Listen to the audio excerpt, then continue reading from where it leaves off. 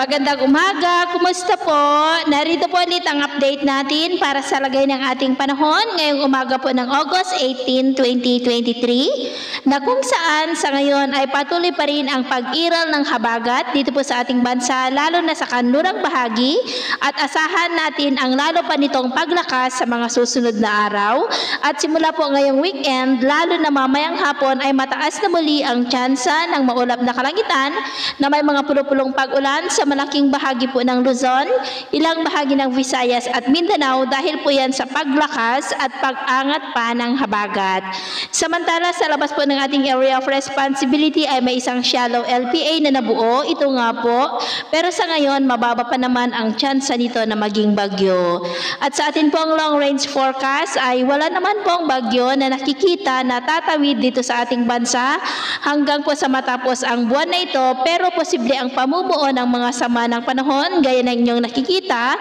na siya pong magpapalakas ng habagat sa mga susunod na araw at ang development ng may ito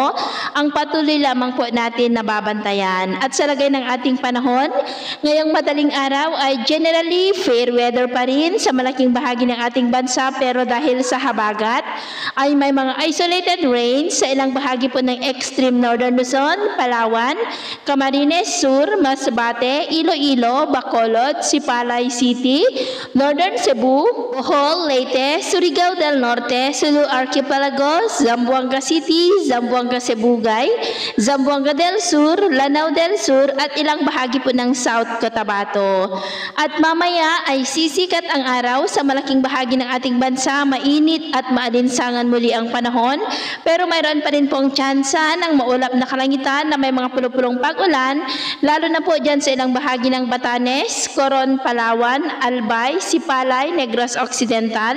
Northern Cebu, Bohol, Leyte, southern part ng Samar, Sulu Archipelago at Zamboanga Peninsula. At mamayang hapon, lalo na po late in the afternoon, ay mataas muli ang tsansa ng maulap na kalangitan na may mga pulupulong pag-ulan sa mas malaking bahagi ng ating bansa.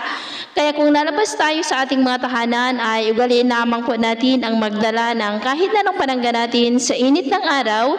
at proteksyon na rin po sa mga biglaang buhos ng ulan. At sa atin namang mga baybayin,